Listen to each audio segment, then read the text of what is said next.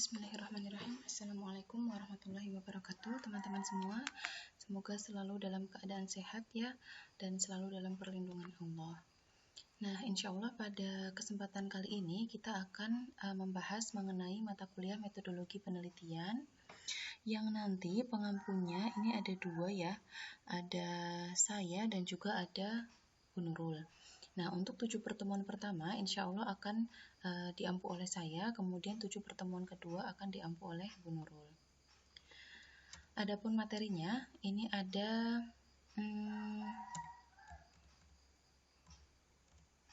7 materi pertama, ini seperti ini, jadi ada pendahuluan, kemudian desain penelitian, jenis penelitian, kemudian presentasi desain penelitian, ada 2 pertemuan ya, kemudian ada variabel penelitian, subjek penelitian. Nah, ini kalau di pertemuan saya, insya Allah nanti akan kita buat kelompok, nggih. Jadi nanti buat kelompok kecil saja, sekitar 5-6 orang mungkin. Itu nanti teman-teman akan mencari paper, mencari artikel ilmiah, kemudian teman-teman mempelajari desainnya, kemudian teman-teman gambarkan desain itu dan jelaskan kepada saya dan juga teman-teman yang lain melewati presentasi. Jadi yang ini mungkin akan sinkron ya, atau kalau tidak sinkron pun bisa membuat video seperti yang sekarang saya lakukan, seperti itu. Kemudian ini ada 2 kali pertemuan, lalu ada variabel penelitian, kemudian ada subjek penelitian. Kemudian untuk 7 materi yang berikutnya, ini ada teknik sampling dan error 2 kali pertemuan, kemudian ada pengumpulan data, kemudian teknik analisis data dan penarikan kesimpulan untuk data parametrik, kemudian ada teknik analisis data dan penarikan kesimpulan untuk data yang non-parametrik, kemudian ada presentasi di akhir pertemuan. Seperti itu. Nah, ini untuk komponen penilaian, jadi untuk tugas nanti 20%, jadi presentasi itu insya Allah akan dimasukkan ke tugas, kemudian nanti kuis 10%, kemudian UTS 35%, UAS 35%, jadi totalnya ada 100. Nah, kita mulai dari konsep dasar penelitian dulu. Jadi sebenarnya kalau kita membicarakan tentang pendahuluan untuk mata kuliah metodologi penelitian, itu kita membicarakan tentang filsafat ilmu. Saya melihat di kurikulum biologi itu nggak ada ya filsafat ilmu, tapi sebenarnya kalau saya dulu S1 dikasih gitu, S1, S2 nggak dikasih, nanti kalau S3 biasanya ada lagi filsafat ilmu. Nah, ini sebenarnya kita membicarakan sesuatu yang cukup abstrak, yang nggak yang tidak konkret gitu.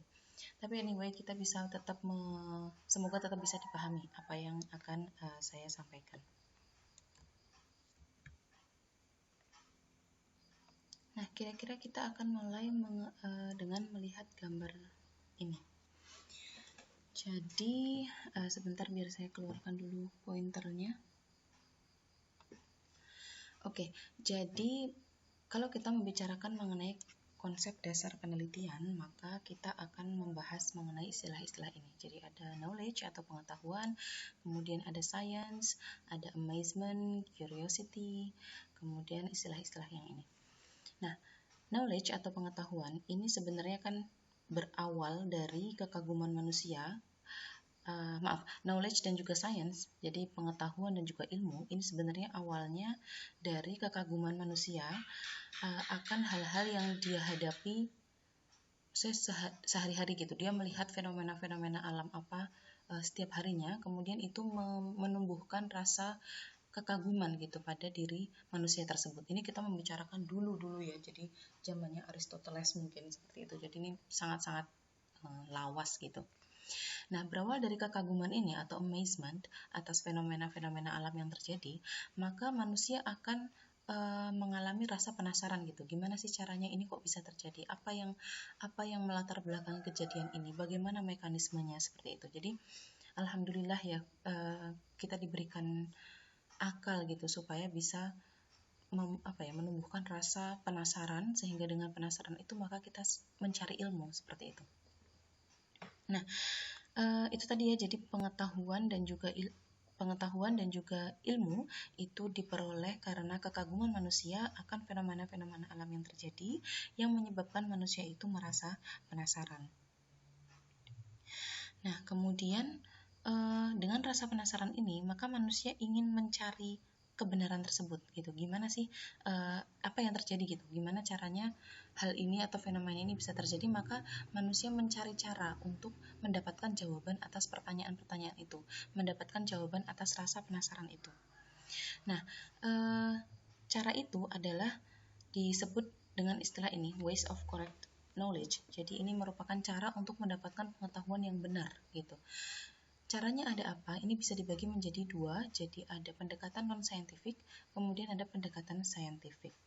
Nah, nanti kalau kita membicarakan yang pendekatan non-scientific, mungkin akan sedikit lucu kalau sekarang terdengar ya, tapi sebenarnya inilah yang memang apa ya, proses untuk mendapatkan kebenaran itu memang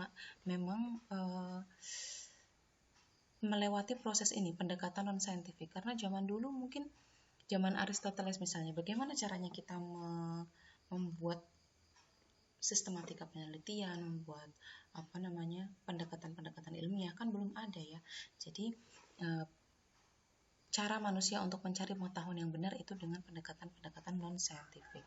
Nah, kalau kita membicarakan konteks sekarang, tentu sudah menggunakan pendekatan-pendekatan saintifik. Kita nggak boleh lagi menggunakan pendekatan non-scientific, karena ini tidak akan diterima di dunia akademik. Seperti itu. Nah, kita bicara mengenai non-scientific approach atau pendekatan non-scientific. Apa itu? Ini adalah upaya untuk mendapatkan ilmu pengetahuan atau memahami fenomena tertentu yang dilakukan secara tradisional atau non-ilmiah. Kalau tanpa metode ilmiah ya, non-ilmiah itu berarti kan nggak pakai metode ilmiah.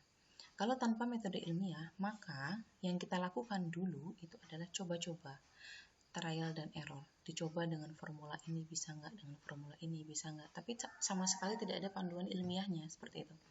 Jadi ya iseng aja nyoba, kayak mungkin kalau kita membayangkan sekarang, kalau kita nyoba resep gitu ya, saya kalau masak mencoba resep yang baru kan nggak saya takar ya, mungkin kalau orangnya perfeksionis akan ditakar ya, tapi kalau saya tidak ditakar. Jadi misalnya nanti garamnya harus sekian gram, kemudian mericanya harus sekian gram, saya mah enggak, dicoba aja segini cukup enggak, segini cukup enggak, nanti tambahin sedikit. Kalau ditanya ukurannya berapa ya nggak tahu gitu, yang penting rasanya nanti pas aja gitu. Nah, mungkin dulu mereka juga mencarinya seperti itu, jadi tanpa formula, tanpa catatan, yang penting dicoba-coba, yang penting berhasil gitu. Kemudian ada juga dari wahyu. Wahyu ini kalau kita berpikir sekarang, mungkin ini kita membicarakan tentang zaman-zaman Nabi dulu gitu. Jadi ketika di zaman Nabi-Nabi itu tentu adalah orang-orang yang dipilih Allah ya, tentu orang-orang yang berilmu dan dipilih Allah. Cuma kalau kita membicarakan ilmu yang seperti yang kita bicarakan sekarang, nah itu mungkin zaman dulu belum ada. Jadi pengetahuan tentang alam itu Allah berikan secara langsung kepada Nabi-Nabi kita, seperti itu. Itu yang saya pahami dari buku ini. Kemudian metode yang lain adalah metode yang kebetulan. Kemudian ada prasangka, intuisi, pikiran kritis, dan juga pengalaman. Nah, ini contohnya ya. Penemuan obat malaria. Ini merupakan salah satu penemuan yang didapatkan secara kebetulan. Kebetulannya gimana? Jadi ada orang yang terkena, kalau dari buku ini ya, ada orang yang terkena malaria, kemudian dia berjalan saking merasa badannya demam dan badannya merasa sangat-sangat sakit, tidak nyaman. Kemudian dia berjalan untuk mencari minum karena sangat-sangat hausnya. Kemudian menemukan sebuah parit gitu. Nah, di parit itu dia minum air dari situ. Nah, kebetulan pada parit itu ada pohon kina di situ. Jadi daun-daun dan buahnya itu jatuh ke parit itu. Jadi ketika dia minum air, airnya terasa pahit. Nah, ketika dia minum, malarianya sembuh. Seperti itu. Nah, kemudian ada itu dilanjutkan dengan penelitian-penelitian menggunakan pohon kina itu. Apanya dari pohon kina yang bisa menyembuhkan malaria? Nah, ini salah satu contoh penemuan yang didapatkan dengan cara kebetulan. Kemudian kalau scientific approach, ini tentu yang teman-teman sangat familiar ya. Scientific approach ini adalah pendekatan ilmiah untuk mendapatkan kebenaran ilmiah. Kemudian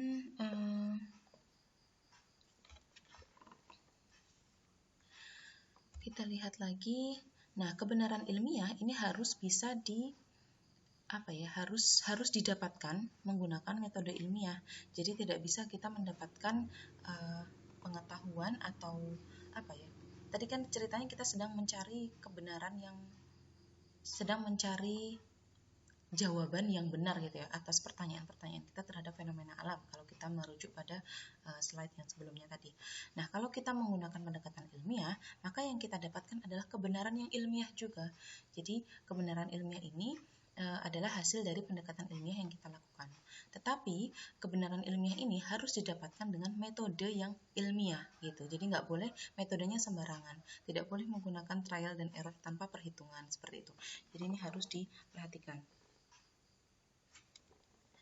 Nah, untuk metode ilmiah ini ada beberapa macam pendekatan.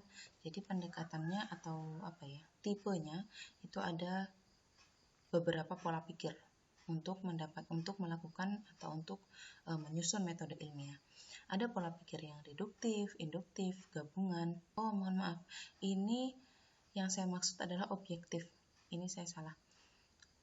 Jadi ada pola pikir deduktif, induktif, objektif, kemudian gabungan. Nah, apa saja ini? Nah, pola pikir yang deduktif ini biasanya dianut oleh orang-orang yang punya pemikiran rasionalisme gitu, kaum rasionalisme. Kaum rasionalisme ini maksudnya adalah kebenaran itu sebenarnya sudah ada, dan intinya kita tidak perlu mencari kebenaran itu karena kebenaran itu sudah ada. Jadi kita semua masing-masing sudah tahu, kita sudah punya jawaban atas pertanyaan-pertanyaan itu begitu. Ini kalau yang orang-orang yang rasionalisme atau cara berpikirnya deduktif. Kemudian kalau yang induktif, pointer saya maaf. Kemudian kalau yang induktif ini adalah orang-orang yang atau kaum, kita sebut kaum empirisme. Kaum empirisme itu artinya adalah orang-orang yang beranggapan kalau kebenaran dan juga ilmu pengetahuan itu hanya bisa didapatkan dari pengalaman gitu.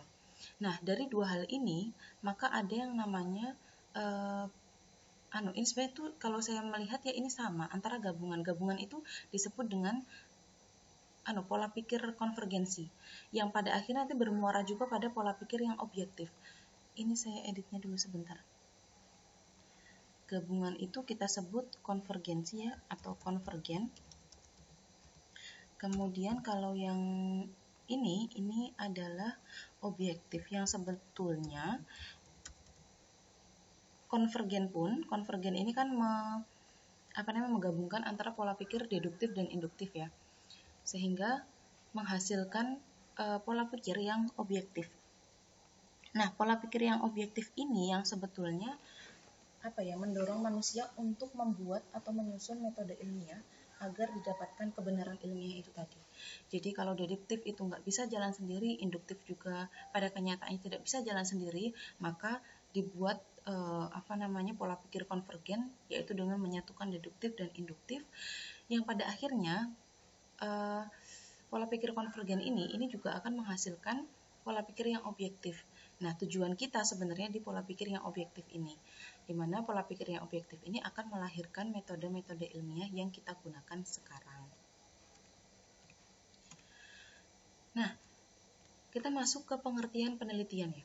Jadi penelitian itu apa? Penelitian ini adalah suatu penyelidikan yang terorganisasi atau penyelidikan yang hati-hati dan kritis dalam mencari fakta untuk menentukan sesuatu. Ini kalau kita bicara seperti ini seperti abstrak ya sebenarnya.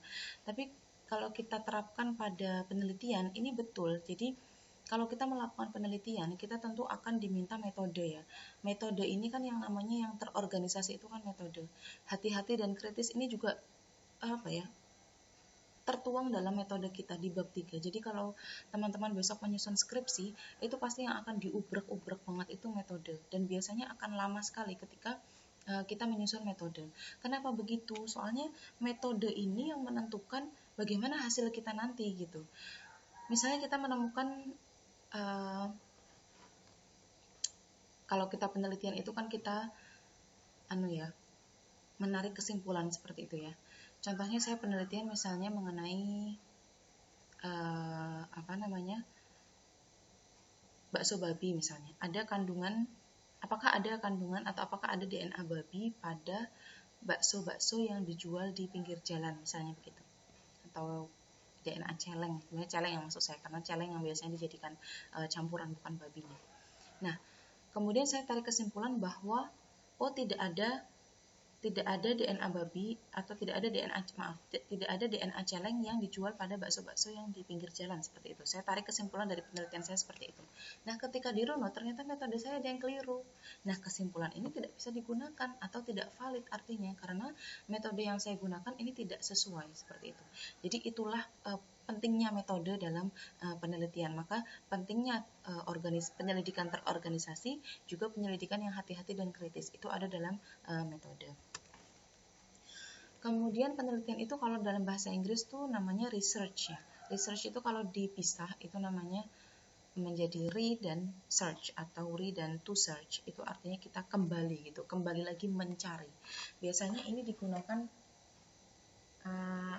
sejarahnya.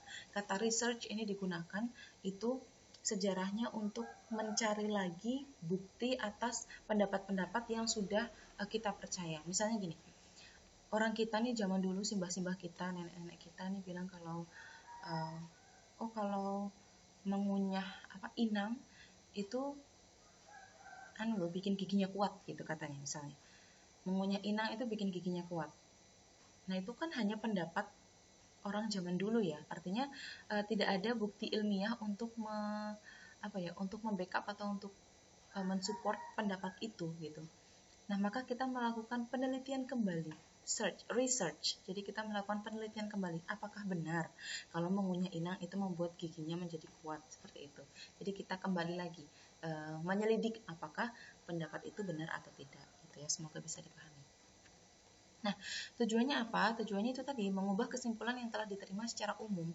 Kalau misalnya tadi kan pendapat yang sudah diterima masyarakat itu kalau mengunyah inang itu giginya kuat gitu. Ini contoh saja ya. Jadi mengunyah inang itu membuat giginya kuat. Itu pendapat yang diterima masyarakat. Nah, kita research apakah pendapat itu betul atau tidak berdasarkan cara-cara ilmiah, berdasarkan metode ilmiah supaya kita mendapatkan kebenaran yang ilmiah. Karena kalau yang pendapat yang tadi kan benar, itu namanya kebenaran yang tidak ilmiah karena nggak ada buktinya. Gitu ya.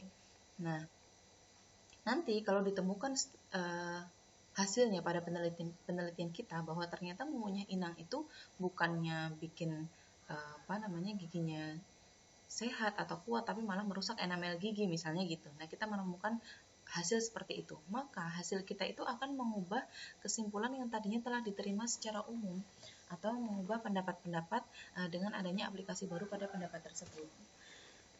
Ini yang pertama dulu. Jadi dengan hasil yang tadi kita dapatkan dari penelitian kita itu mengubah kesimpulan yang telah diterima secara umum, artinya kita memberitahu masyarakat bahwa mengunyah inang itu tidak menyebabkan gigi yang kuat ya, malah menyebabkan enamel giginya rusak gitu. Kita memberi informasi yang baru kepada masyarakat.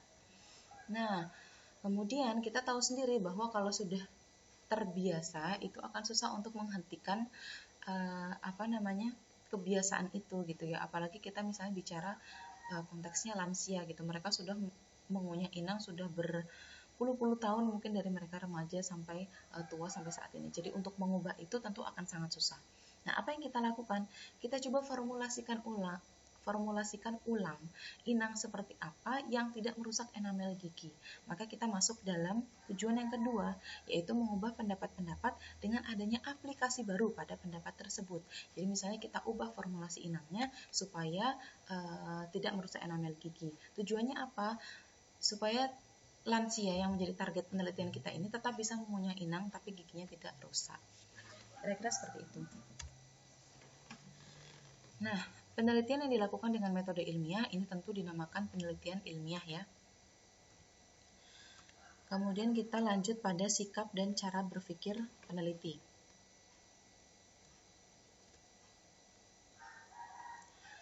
Nah, sikap dan cara berpikir peneliti.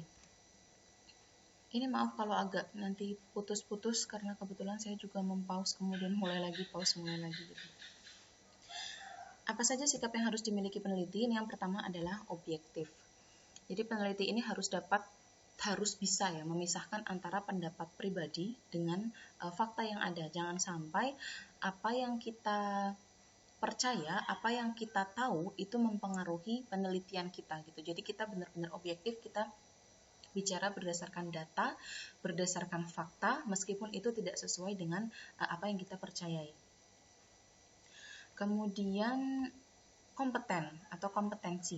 Jadi seorang peneliti yang baik itu harus mempunyai kemampuan untuk menyelenggarakan penelitian itu menggunakan metode dan teknik penelitian tertentu. Nah, ini kalau teman-teman melihat ini tentu sangat terikat dengan bidang ilmu ya. Misalnya saya ini orang biologi, bahkan kita bicara dalam skup yang sama-sama biologi aja. Teman-teman tahu bahwa biologi punya 5 konsentrasi utama. Ada mikro, genetik, ada mikro, molekuler, kemudian tumbuhan, hewan, satunya lagi apa? Lingkungan. Ya, satunya lagi kayaknya lingkungan ya. Ada 5 konsentrasi besar gitu di situ. Ini kita bicara di skup biologi aja ya, jangankan di disiplin ilmu lain. Dalam biologi aja itu luasnya sudah Masya Allah. Jadi, kalau peneliti yang baik tadi ya, kalau peneliti yang baik itu mempunyai kemampuan untuk menyelenggarakan penelitian dengan metode dan teknik penelitian tertentu. Nah, kita tahu bahwa dosen biologi seperti saya yang bidangnya di kesehatan dan molekuler tentu tidak bisa melakukan penelitian seperti penelitiannya Bu Inggit atau Pak Iksan yang mereka di biologi lingkungan gitu ya.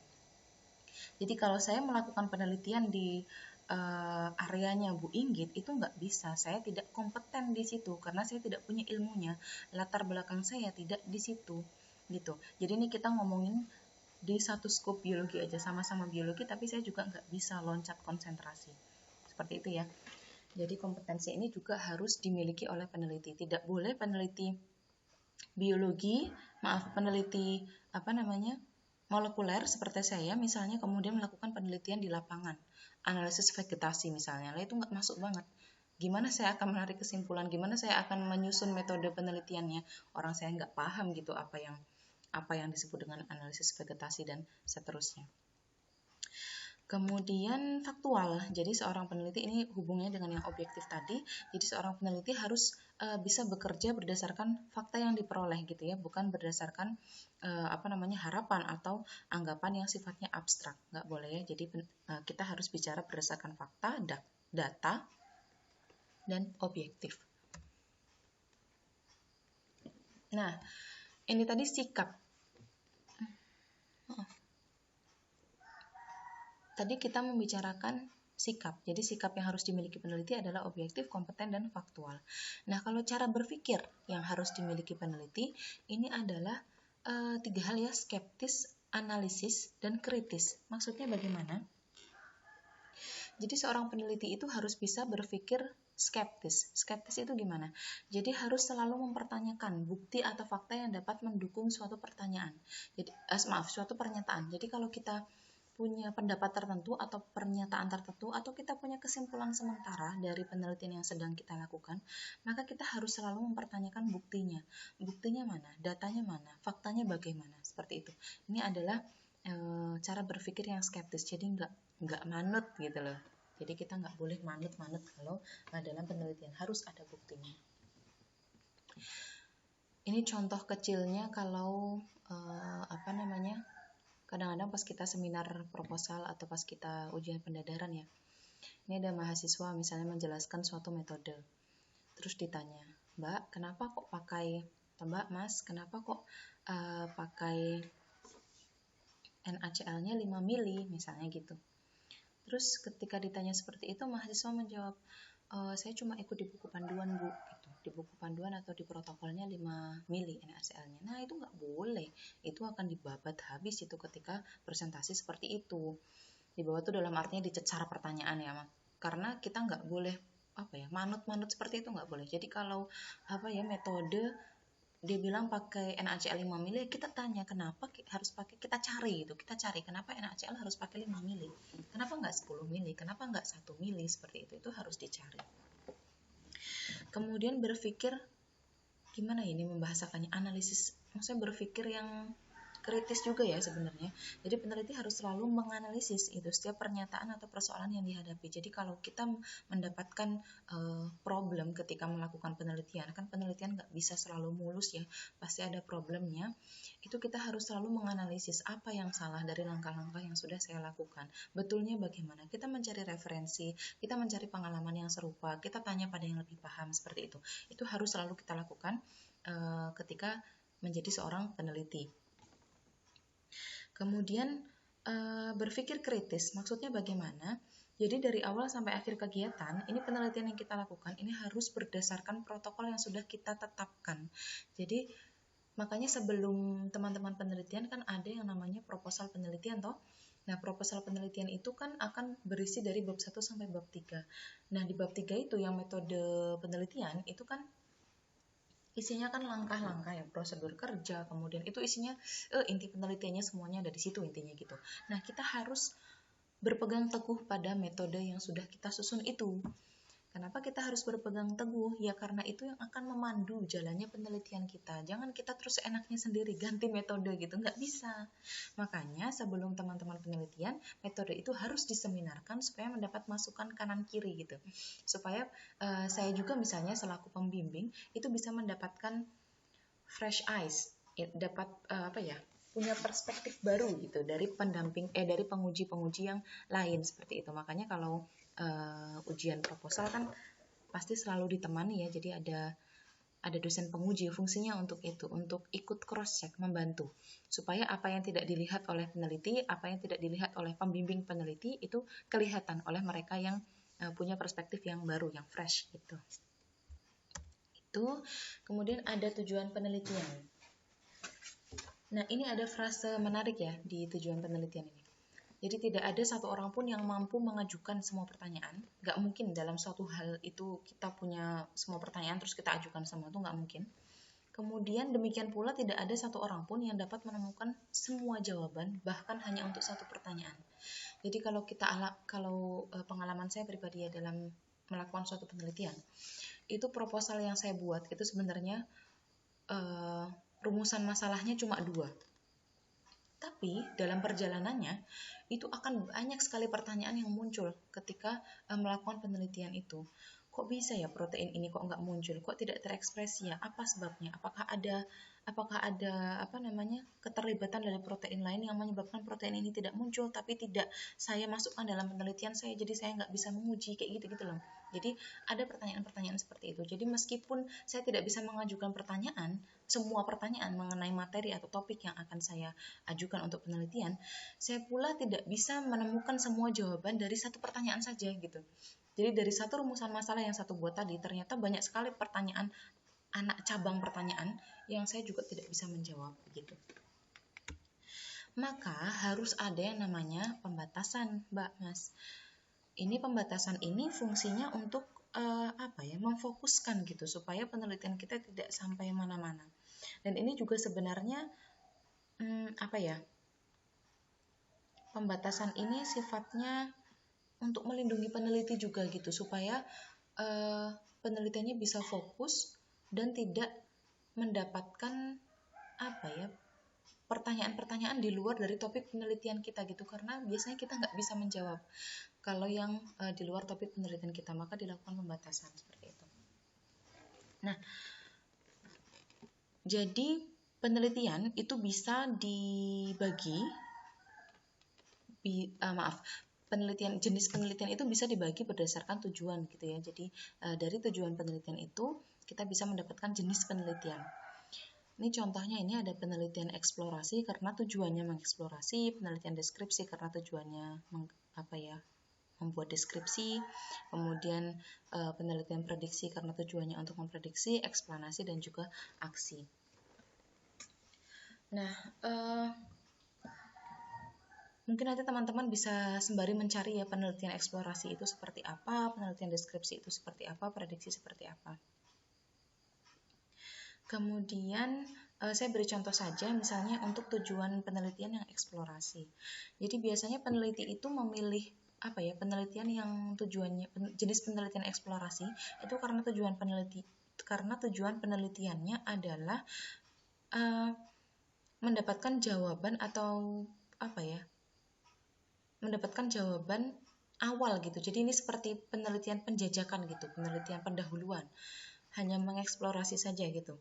Kemudian ada juga yang melakukan penelitian eksplorasi ini karena ingin menguji kelayakan misalnya, atau ingin melakukan uji pendahuluan karena nantinya akan melakukan uji yang lebih mendalam. Ini contohnya seperti misalnya kita ingin mendapatkan dosis yang tepat obat X atau tanaman X ya, tanaman herbal untuk menurunkan gula darah misalnya.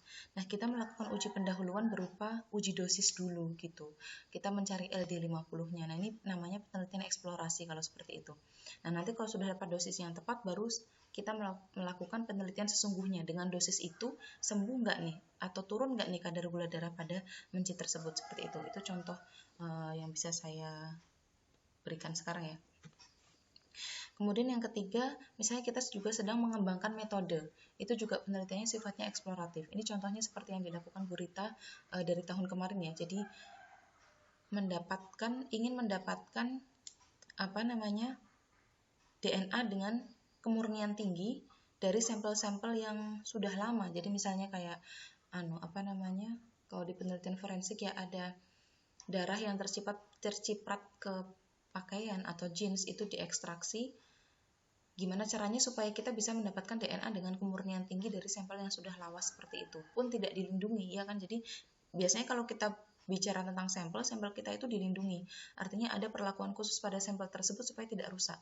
Tapi kalau dalam kasus Bu Rita, penelitian Bu Rita yang kemarin dilakukan, itu sampel-sampel seperti itu kan tidak terlindungi.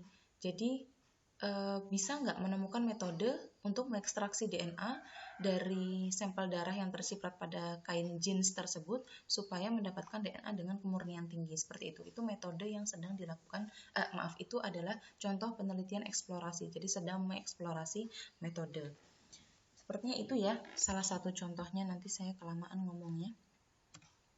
Kemudian fungsi penelitian ini adalah mencari penjelasan dan jawaban terhadap permasalahan serta memberikan alternatif bagi kemungkinan yang dapat digunakan untuk pemecahan masalah. Ini kalau kita membicarakan kalau kita baca kalimat kayak gini kayak bingung ya, maksudnya opo gitu. Intinya kalau fungsi penelitian itu adalah mencari penjelasan dan jawaban gitu terhadap permasalahan kita. Kan besok kalau teman-teman menyusun proposal, yang pertama kali biasanya diminta oleh dosen pembimbing cari masalah gitu. Kita biasanya menghindari masalah, ini suruh cari masalah. Jadi kita suruh mengamati kondisi atau situasi di sekeliling kita, ada nggak masalah gitu. Kita suruh mengidentifikasi masalah apa yang terjadi di sekitar kita. Nah, dari masalah itu maka kita akan mencoba mencari solusi. Nah, solusi itu kita cari menggunakan penelitian gitu. Jadi fungsi penelitian adalah mencari penjelasan dan jawaban terhadap masalah. Kemudian ini ringkasannya, ini detailnya, jabarannya. Jadi fungsi penelitian ini untuk mendeskripsikan, memberikan data atau informasi. Kemudian ada yang menerangkan data atau kondisi atau latar belakang terjadinya suatu peristiwa atau fenomena. Kemudian ada yang penelitian untuk menyusun teori. Kemudian ada penelitian yang tujuannya untuk membuat prediksi atau meramalkan, mengestimasi atau memproyeksi.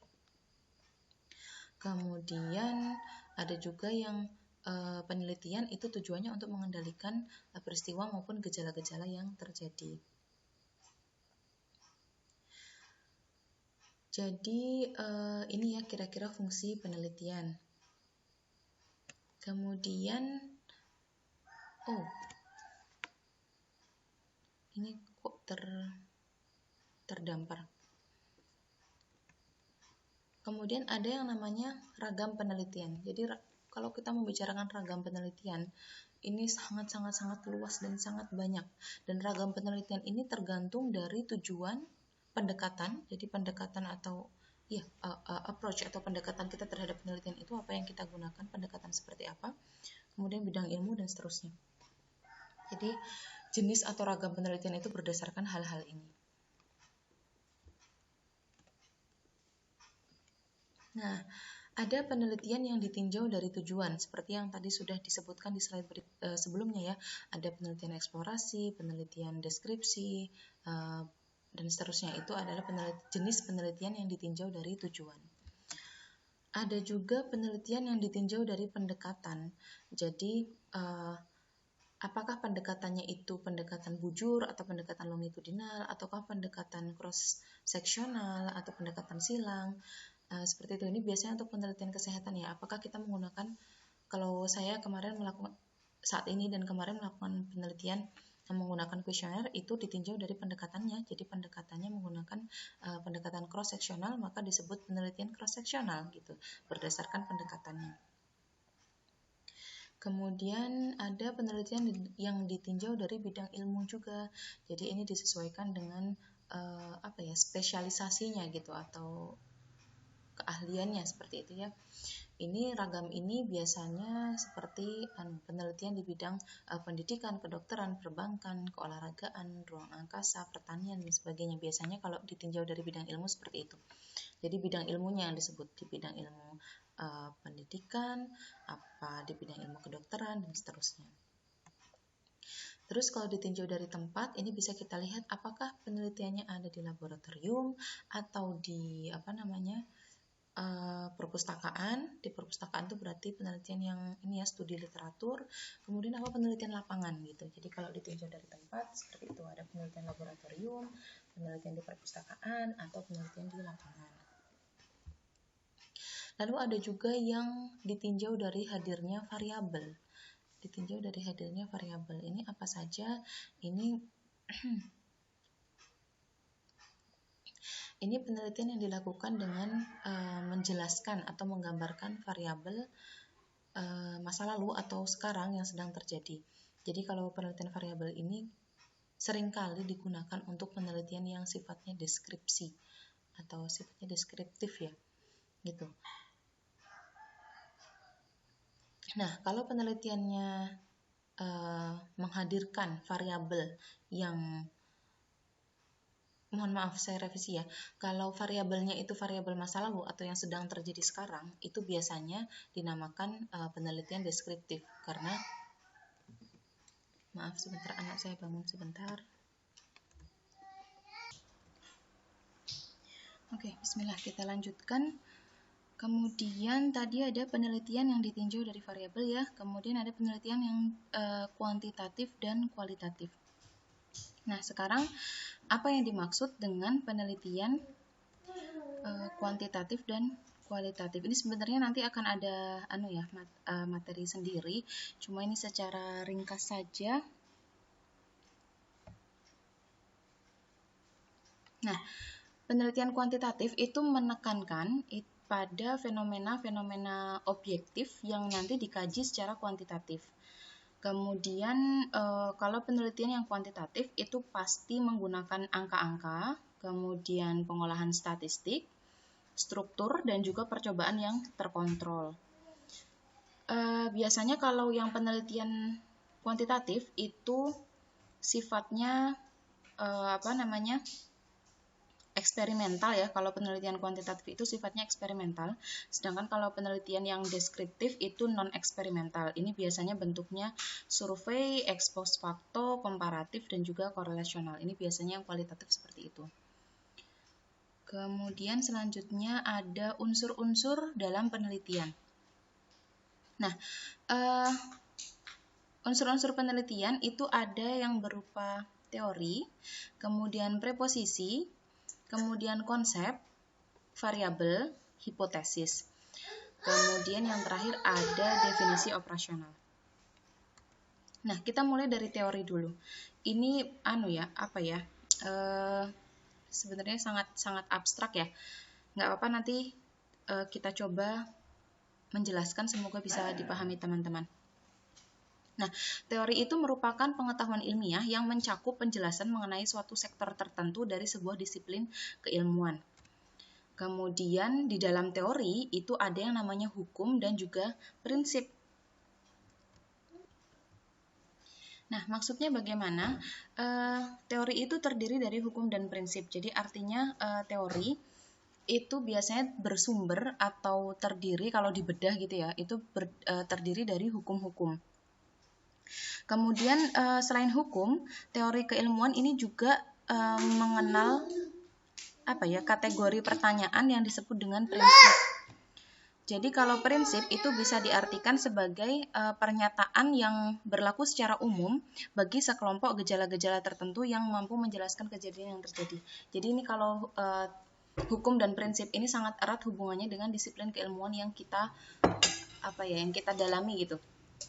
Misalnya kalau kita bicara prinsip dalam bidang biologi ya. Prinsip dalam bidang biologi itu ada misalnya dogma sentral biologi gitu, bahwa protein itu berasal dari DNA melalui proses, misalnya kalau dogma sentral ya, dari DNA kemudian transkripsi menjadi mRNA kemudian ditranslasi menjadi protein. Seperti itu. Jadi prinsip dan hukum ini sangat bergantung pada disiplin ilmu. Kemudian pengertian lain dari teori ini juga merupakan seperangkat proposisi yang saling berkaitan. Nanti kita bahas proposisi itu apa. Kemudian yang namanya teori mempunyai 3 fungsi utama, yaitu ada fungsi eksplanatif, ada fungsi prediktif, dan juga ada fungsi kontrol. Kita lihat dari fungsi eksplanatif dulu. Yang dimaksud dengan fungsi eksplanatif ini adalah bahwa teori harus mampu menjelaskan hubungan antar variabel yang kita teliti dalam suatu penelitian. Jadi biasanya kalau penelitian biologi pasti ada variabel-variabel yang kita gunakan ya. Nah, variabel-variabel itu nanti harus bisa dijelaskan melalui teori yang sudah kita tuliskan dalam tinjauan pustaka. Jadi tinjauan pustaka itu merupakan dasar teori atau landasan-landasan yang kita gunakan untuk melakukan penelitian. Jadi nanti hasil penelitian kita itu harus merujuk pada teori yang sudah kita tuangkan dalam naskah kita, seperti itu. Kemudian untuk fungsi kedua itu adalah fungsi prediktif. Apa yang dimaksud dengan fungsi prediktif? Ini adalah fungsi teori untuk meramalkan atau untuk memperkirakan. Jadi misalnya, suatu teori dapat menjelaskan hubungan antara pendidikan dengan pendapatan masyarakat. Nah, dengan menggunakan teori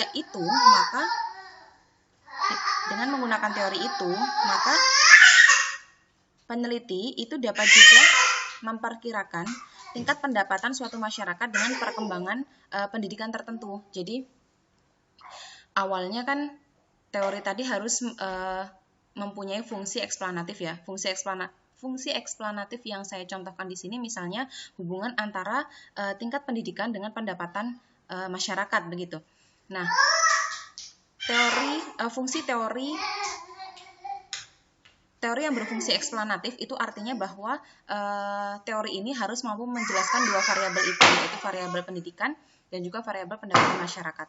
Nah, sekarang fungsi teori sebagai fungsi prediktif.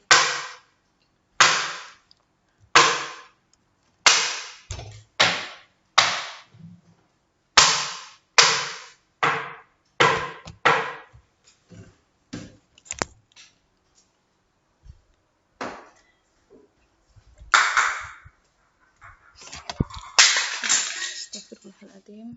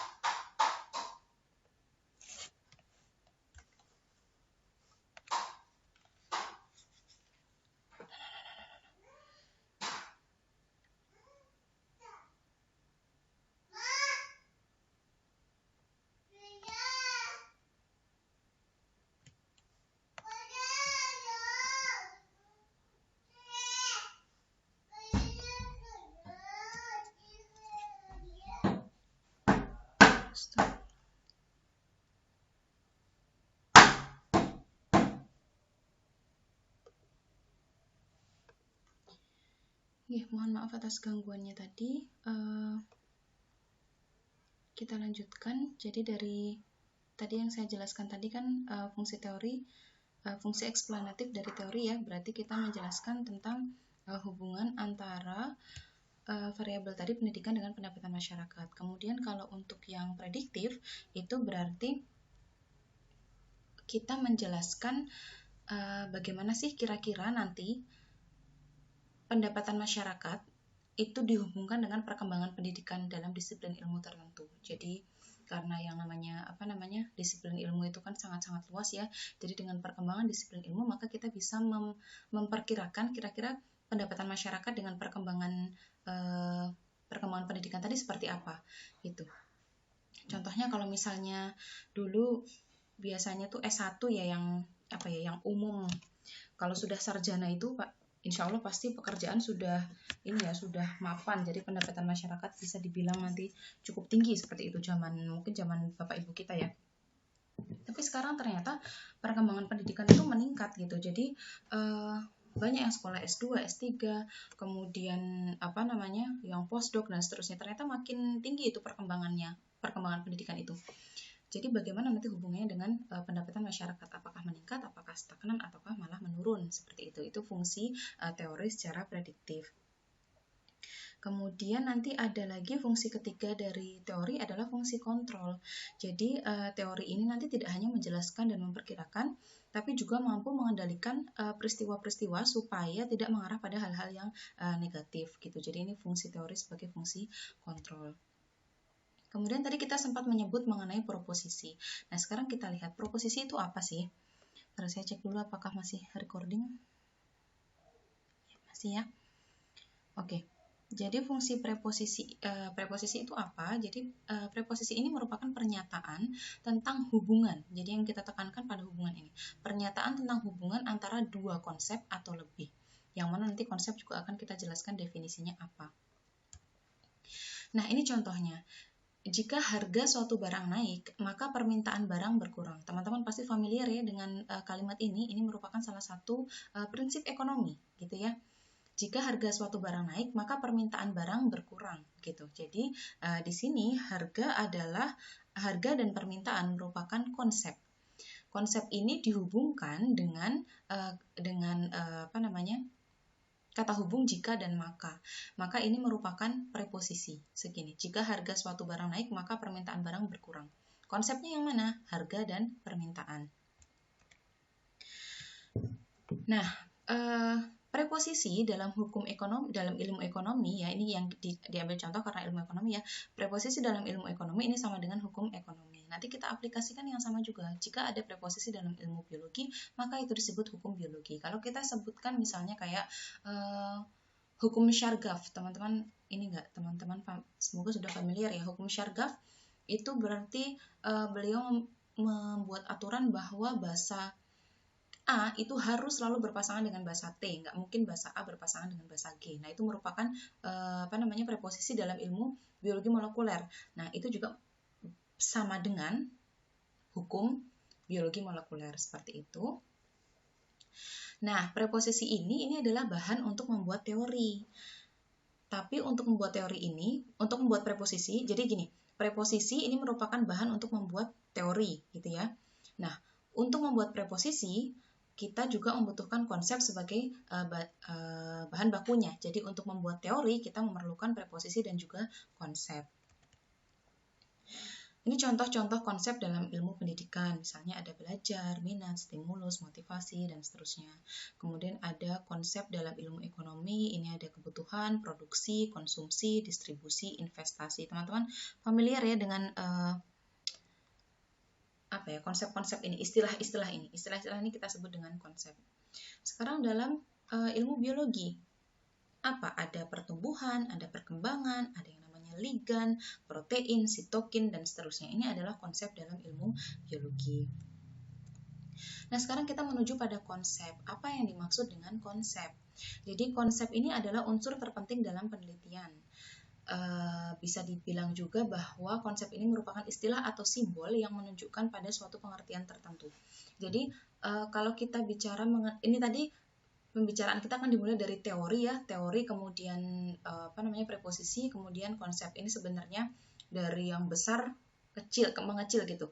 Jadi konsep ini diperlukan untuk membuat preposisi, preposisi dibutuhkan untuk membuat teori. Seperti itu. Semoga bisa diikuti nggih. Nah, konsep ini merupakan sesuatu yang abstrak tapi menunjuk pada sesuatu yang konkret. Nanti akan diberikan contohnya. Contoh konsep, misalnya simbol rambu lalu lintas. Simbol rambu lalu lintas ini kan kita misalnya lihat simbol stop, tanda stop gitu ya. Tanda stop itu kan menunjukkan pada sesuatu pengertian tertentu ya, bahwa kita harus berhenti misalnya. Kemudian ada tanda dilarang parkir. Berarti kita nggak boleh parkir di situ gitu. Jadi tanda itu menunjukkan pengertian tertentu.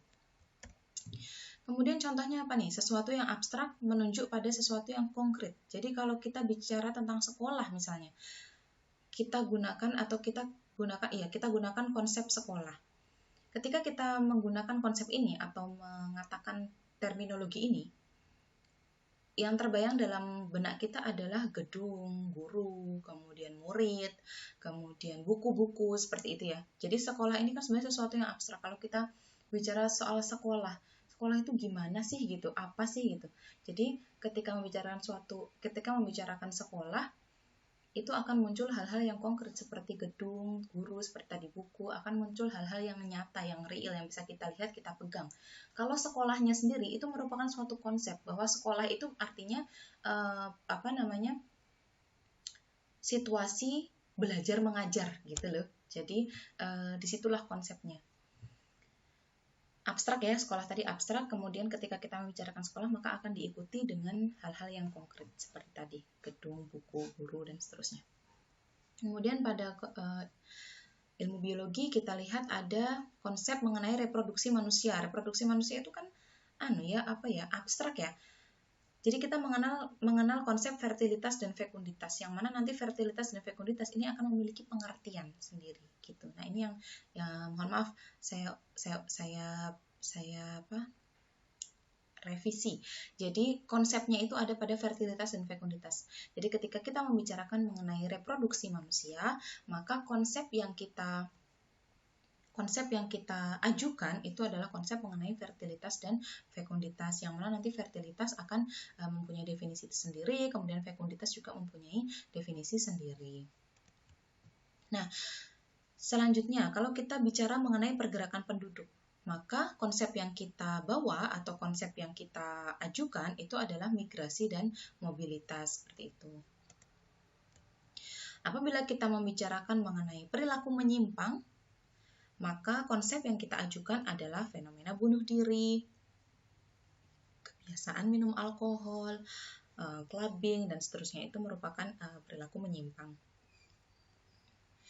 Kemudian selanjutnya kita punya variabel. Ini juga salah satu unsur pokok penelitian. Jadi variabel ini adalah suatu konsep yang mempunyai nilai. Contohnya gini, badan. Badan itu bukan variabel. Badan itu merupakan konsep. Kalau kita bicara badan itu ya gimana menjelaskannya? Abstrak ya. Maksudnya badan itu bukan merupakan variabel karena tidak bisa dihitung, tidak bisa dikuantifikasi. Maka badan ini merupakan konsep. Nah, kalau kita bicara mengenai tinggi badan, berat badan, kemudian panjang tangan, seperti itu namanya variabel karena bisa diukur, punya nilai. Ada lagi seks. Seks itu bukan merupakan variabel, tapi merupakan konsep, sedangkan variabelnya ini adalah laki-laki dan wanita, seperti itu. Kemudian yang selanjutnya ada umur, pendidikan, status perkawinan, jumlah anak, status kepemilikan tanah, dan seterusnya. Ini merupakan variabel karena bisa diukur, bisa dinilai.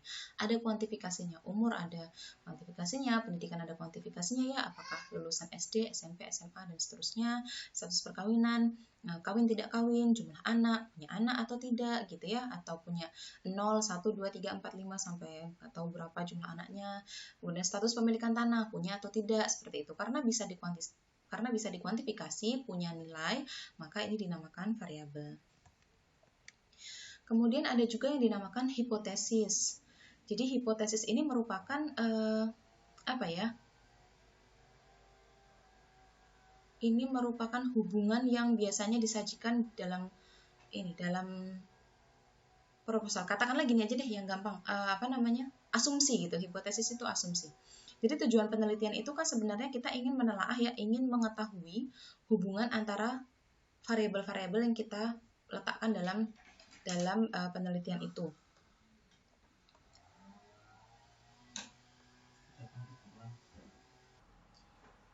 Bismillah, baik kita lanjutkan, okay? Tadi kita sedang membicarakan tentang hipotesis ya. Nah, tadi kan penelitian itu kan kita harus menelaah hubungan yang sistematis ya antara variabel yang kita teliti. Sebentar. Nah, hubungan ini biasanya disajikan dalam bentuk hipotesis. Jadi hipotesis itu sebenarnya apa? Jadi hipotesis ini adalah kesimpulan yang sifatnya sementara atau proposisi tentatif. Tentatif itu yang sementara ya, tentang hubungan antara dua variabel atau lebih. Nah, hipotesis yang baik ini harus menggambarkan hubungan antara variabel-variabel. Contohnya seperti ini. Tingkat penggunaan kontrasepsi modern dipengaruhi oleh persepsi suami istri tentang manfaat kontrasepsi tersebut dan persepsi mereka tentang sikap kelompok referensi terhadap hal yang sama. Jadi kalau kita melihat dari judul ini, kita bisa melihat variabelnya. Variabel bebasnya ini adalah persepsi suami istri tentang manfaat kontrasepsi. Itu variabel bebas pertama. Variabel bebas kedua adalah persepsi mereka tentang sikap kelompok referensi terhadap hal yang sama. Kelompok referensi itu kelompok sosial, jadi biasalah kalau ibu-ibu ya, ibu-ibu juga punya kelompok arisan, kelompok pengajian kayak gitu. Nah, pendapat kita itu akan sangat dipengaruhi oleh kelompok referensi kita gitu. Jadi variabel bebas yang kita bisa amati dari judul ini ada dua ya. Yang pertama adalah persepsi suami istri tentang manfaat kontrasepsi, kemudian persepsi mereka tentang sikap kelompok referensi terhadap hal yang sama. Ini variabel bebasnya. Variabel terikatnya adalah tingkat penggunaan kontrasepsi. Jadi kalau variabel yang contoh, maaf ini maksudnya contoh hipotesis, bukan contoh judul. Jadi kalau hipotesis yang baik ini harus menggambarkan hubungan antar variabel. Jadi ini harus kelihatan variabelnya, harus disebutkan variabelnya. Jadi begitu kita melihat suatu hipotesis, kita langsung tahu dan bisa menarik mana variabel bebasnya, mana variabel terikatnya, seperti itu. Kemudian ada unsur penelitian terakhir, yaitu adalah definisi operasional. Nah, apa yang dimaksud dengan definisi operasional? Ini adalah suatu petunjuk tentang bagaimana suatu variabel diukur. So, kalau gampangannya ya, yang namanya definisi operasional itu adalah menyamakan persepsi antara penulis dengan pembaca. Jadi kan kita kalau menulis proposal skripsi itu kan sebenarnya tujuannya juga agar dibaca oleh pembimbing kita ya. Kemudian nanti tujuan akhirnya supaya dibaca oleh khayalak umum, dalam artian dalam akademisi. Jadi biasanya kan kalau kita melaksanakan tugas akhir, nanti kita diwajibkan untuk ngeprint ya. Kalau sekarang sih mungkin nggak ngeprint tapi masih CD gitu. Nah, CD itu kan nanti akan dibaca oleh adik-adik tingkat kita misalnya, atau mahasiswa dari luar kampus yang ingin mendapatkan referensi penelitian yang mirip sama penelitian yang sudah kita lakukan. Nah, definisi operasional ini adalah menyamakan persepsi antara persepsi pembaca dengan persepsi penulis, dalam hal ini penulisnya. Nah, harapannya dengan membaca definisi operasional dalam suatu penelitian, ini nanti peneliti dapat mengetahui pengukuran suatu variabel, sehingga peneliti juga dapat mengetahui baik buruknya pengukuran tersebut. Ini teori banget, tapi contohnya gini. Jadi misalnya kita melakukan penelitian mengenai garis kemiskinan atau poverty line, maka ini adalah sebuah konsep kan, garis kemiskinan ini adalah sebuah konsep. Nah, kadang-kadang kalau kita membaca suatu istilah terminologi atau dalam hal metodologi penelitian ini namanya adalah konsep, itu bisa jadi definisi yang saya punya dengan definisi yang teman-teman punya itu beda. Maka dalam penelitian perlu ada definisi operasional supaya kita menyamakan persepsinya. Apa yang dimaksud dengan garis kemiskinan? Jangan-jangan kalau yang saya baca itu nilainya tidak segini, tapi kalau yang Anda baca segini sama segini nilainya. Maka kita samakan di sini bahwa garis kemiskinan yang dimaksud dalam penelitian ini adalah yang tergolong miskin adalah mereka yang mempunyai tingkat pengeluaran senilai kurang dari 320 kg beras per kapita per tahun di pedesaan dan kurang dari 480 kg beras per kapita per tahun di perkotaan. Nah, definisi ini yang membuat adalah Sajogyo dari IPB. Nah, biasanya kita akan merujuk kepada si pembuat teori. Jadi yang membuat teori ini adalah Pak Sajogyo yang asalnya dari ITB, maka kita merujuk ke sini. Nah, ini akan memberi juga batasan pada penelitian kita. Jadi kalau konsep yang kita ajukan dalam penelitian ini adalah garis kemiskinan, maka yang kita maksud adalah pengertian yang ini, gitu ya. Semoga bisa diikuti. Kemudian contoh lain, misalnya kita menuliskan definisi pasangan usia subur atau PUS. Nah, ini kan sebuah konsep. Jadi pengertiannya harus kita samakan dulu. Kita samakan persepsinya antara kita dengan pembaca. Bahwa yang kita maksud dengan pasangan usia subur adalah pasangan yang berstatus kawin usia 15-44 tahun. Jadi pasangan yang tidak kawin usia 15-44 tahun tidak kita masukkan dalam definisi pasangan usia subur. Semoga seperti itu bisa diikuti teman-teman. Nah, begitu kira-kira materi yang bisa saya sampaikan. Semoga dapat didengarkan dengan baik, diikuti dengan baik. Kurang lebihnya saya mohon maaf sekali karena tadi ada dirusuhi anak saya. Jadi sepertinya nanti akan ada noise seperti itu. Mohon bisa dimaklumi. Kurang lebihnya saya mohon maaf. Wassalamualaikum warahmatullahi wabarakatuh.